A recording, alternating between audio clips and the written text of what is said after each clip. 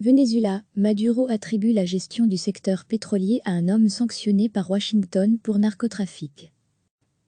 Sujet sur le lac de Maracaibo, au Venezuela, en octobre 2019, Nicolás Maduro tente de reprendre en main le secteur pétrolier vénézuélien, à genoux, en nommant ministre du pétrole Tarek El Aissami, un haut responsable radicalement chaviste, sanctionné et recherché par les États-Unis pour trafic de drogue.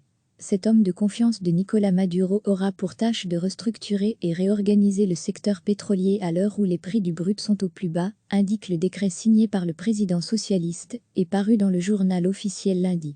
Par le biais d'un autre décret paru le même jour, le chef de l'État nomme aussi Asdrubal Chávez, un cousin du défunt président Hugo Chávez, 1999 à 2013, à la tête de la compagnie pétrolière publique Petróleo de Venezuela S.A., PDVSA.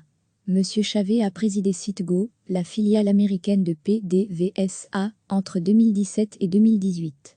Depuis novembre 2017, la présidence de PDVSA et le ministère du pétrole étaient aux mains d'un seul homme, le général Manuel Quevedo. Tarek El Aissami, vice-président chargé de l'économie qui se dit radicalement chaviste, est l'un des piliers du système politique vénézuélien. Il a été un homme fondamental pour Chávez et Maduro avant les sanctions, confirme Luis Olivero, économiste spécialisé dans le secteur pétrolier. Il souligne que son ouverture au secteur privé est un plus pour relancer ce secteur, après la très mauvaise gestion de Quevedo. Mais Tarek El Aissami fait l'objet de sanctions américaines depuis 2017, avec gel d'éventuels avoirs aux États-Unis, notamment pour narcotrafic. En outre, la justice américaine l'a inculpé de narcoterrorisme en mars dernier, tout comme Nicolás Maduro et 13 autres responsables et anciens responsables vénézuéliens de premier plan. Washington offre 10 millions de dollars pour toute information menant à l'arrestation de Tarek El Aissami et 15 millions de dollars pour des informations permettant la capture du chef de l'État. Sous l'impulsion de Donald Trump, l'administration américaine est allée crescendo ces derniers mois dans ses sanctions à l'encontre de Nicolás Maduro, avec l'espoir de le pousser à renoncer à la présidence du Venezuela, qu'il occupe depuis 2013. Washington, tout comme près d'une soixantaine d'autres capitales, reconnaît l'opposant Juan Guaidó comme président par intérim du pays sud-américain. Cette réorganisation du secteur pétrolier, qui génère plus de 90% des revenus du Venezuela, intervient au moment où les prix du brut sont au plus bas. Le prix du baril vénézuélien est tombé à moins de 10 $, 9,90 $, vendredi, atteignant un plancher plus vu depuis 1998, 9,38 $. La production de pétrole du pays sud-américain est en chute libre. De 3 millions de barils par jour en 2008, elle est passée à moins de 700 000 barils par jour à l'heure actuelle, selon les chiffres communiqués par Caracas à l'OPEP. Carlos Mendoza Portela, ancien conseiller pétrolier à la Banque centrale du Venezuela, est sceptique quant aux possibilités de redressement. Compte tenu de la détérioration de PDVSA, il sera très difficile de revenir même à 1 million de barils par jour. Le pouvoir chaviste met cette dégringolade sur le compte des sanctions et de l'embargo américain sur le brut vénézuélien en vigueur depuis avril 2019. L'opposition vénézuélienne, elle, estime que l'incurie, la corruption et le manque d'investissement sont à la racine du problème. Une grave pénurie d'essence touche tout le pays depuis la mi-mars et le début du confinement décrété par Nicolás Maduro pour tenter d'endiguer la pandémie de coronavirus.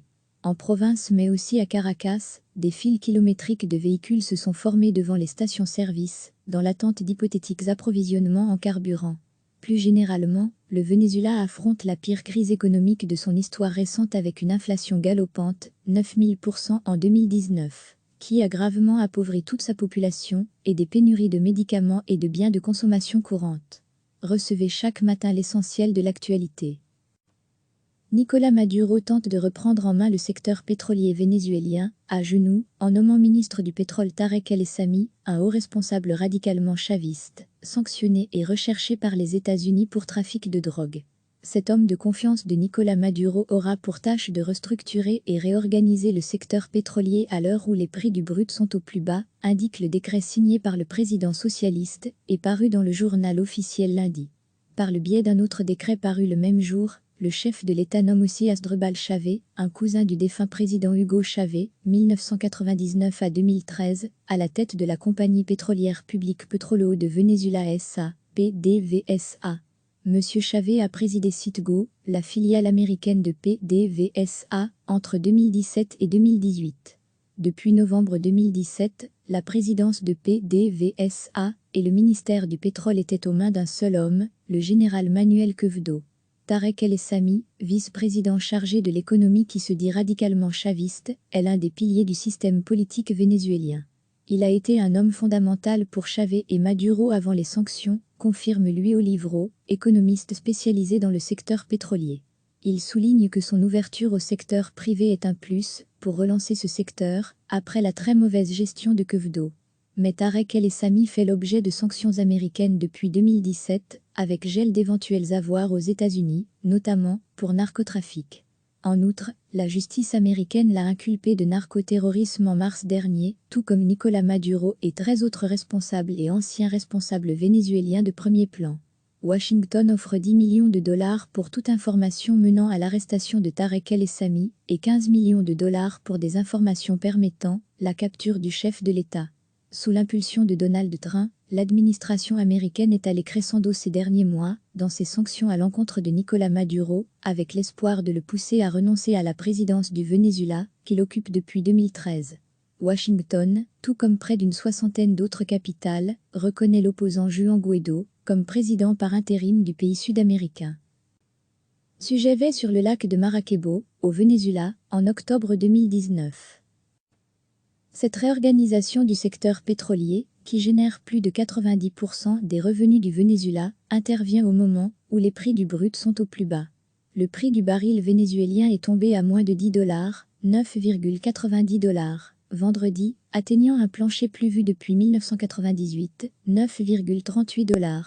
La production de pétrole du pays sud-américain est en chute libre, de 3 millions de barils par jour en 2008, elle est passée à moins de 700 000 barils par jour à l'heure actuelle, selon les chiffres communiqués par Caracas à l'OPEP. Carlos Mendoza Potella, ancien conseiller pétrolier à la Banque centrale du Venezuela, est sceptique quant aux possibilités de redressement. Compte tenu de la détérioration de PDVSA, il sera très difficile de revenir même à 1 million de barils par jour. Le pouvoir chaviste met cette dégringolade sur le compte des sanctions et de l'embargo américain sur le brut vénézuélien en vigueur depuis avril 2019. L'opposition vénézuélienne, elle, estime que l'incurie, la corruption et le manque d'investissement sont à la racine du problème. Une grave pénurie d'essence touche tout le pays depuis la mi-mars et le début du confinement décrété par Nicolás Maduro pour tenter d'endiguer la pandémie de coronavirus. En province mais aussi à Caracas, des files kilométriques de véhicules se sont formées devant les stations-service, dans l'attente d'hypothétiques approvisionnements en carburant.